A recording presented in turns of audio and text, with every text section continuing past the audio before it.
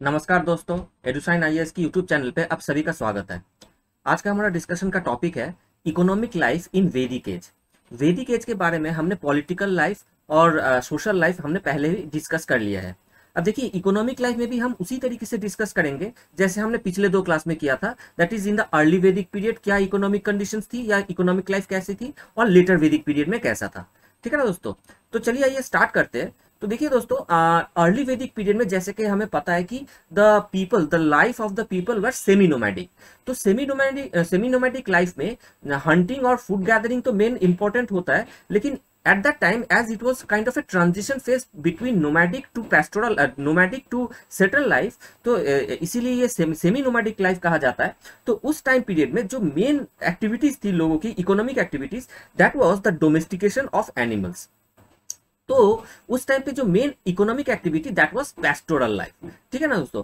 Pastoral economy was important in the early Vedic period, whereas later Vedic age में हमें ये देखने को मिलता है कि the people started to live a settle life. ठीक है ना? और सेटल लाइफ की इमरजेंस क्यों हुई थी? क्योंकि लोग विगोरस तरीके से एग्रीकल्चर प्रैक्टिस करना स्टार्ट कर दिया था, और डिफरेंट टाइप्स ऑफ क्रॉप्स की हमें नाम मिलता है वैदिक लिटरेचर रिसोर्स में।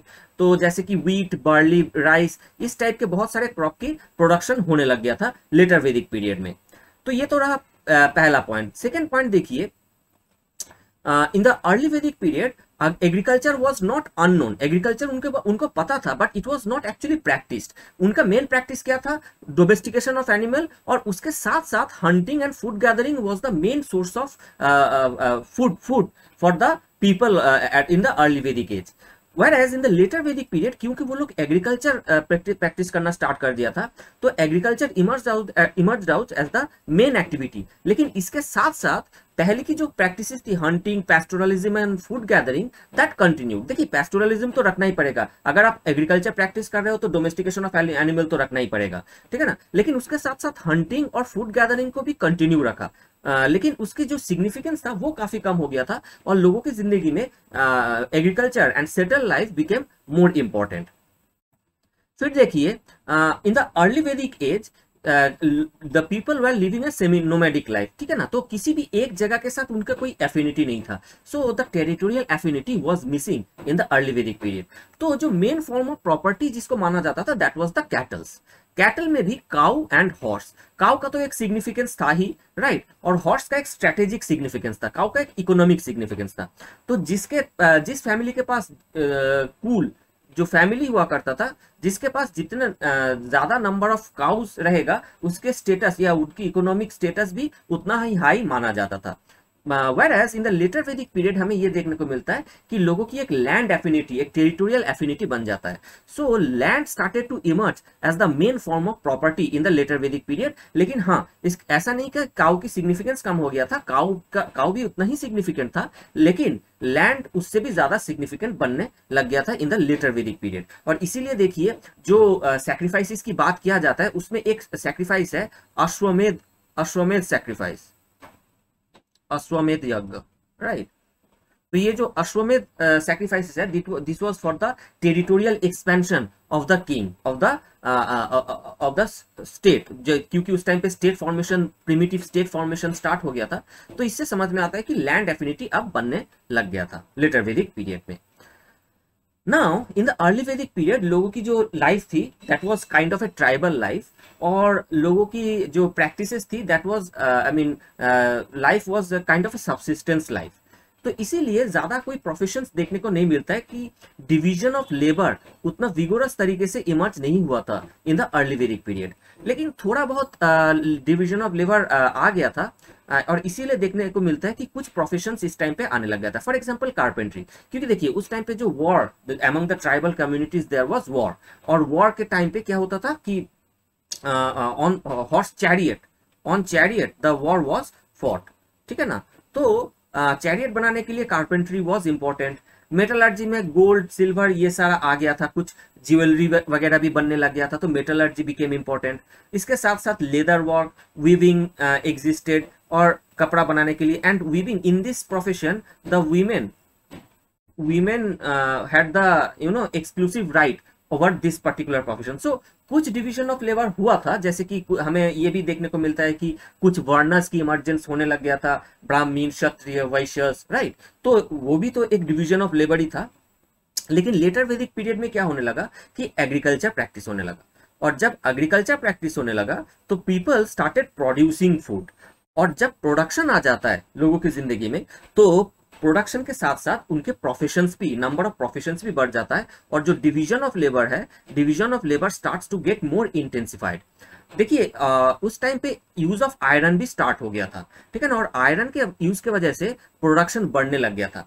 जब प्रोडक्शन बढ़ जाता है तो क्या होता है कि सरप्लस कम्स इनटू एग्जिस्टेंस, और जब सरप्लस बढ़ जाता है तो दो चीज होता है, एक नंबर ऑफ प्रोफेशंस बढ़ जाता है एक तरफ, और दूसरी तरफ ट्रेड और कॉमर्स भी बढ़ जाता है। और इसीलिए देखिए in the early Vedic period हमें देखने को मिलता है कि ट्रेड एंड कॉमर्स तो था, but it was very minimal. There was barter system, basically exchange of good, that was the system of trade and commerce in the early Vedic period. लेकिन कोई मोनिटाइजेशन ऑफ इकोनॉमी नहीं था, मतलब कि कोई currency इस टाइम पे नहीं था, though there was no medium of exchange during this time. लेकिन लेटर वैदिक एज में क्या होता है कि because of agriculture and because of increase in production, trade and commerce started to improve. एक तरफ तो प्रोफेशन भी बढ़ गया था और दूसरी तरफ ट्रेड एंड कॉमर्स भी बढ़ने लग गया था। And medium of as an medium of exchange nishka and satamana was used, but these were not currency basically. Nishka was gold ornament and satamana was silver ornament. तो कुछ ज्वेलरी बनने लग गया था जैसे कि हमने डिस्कस किया था, but that started to be acted, that started to be used as a medium of exchange sometimes. तो this is not entire monetization, but some form of monetization had started, और यही चीज हमें पोस्ट वैदिक period में आते आते ये देखने को मिलता है कि punch mark coin was introduced and proper monetization was started. So that is a part of the evolution that is taking place in the Indian society in the Vedic age, right?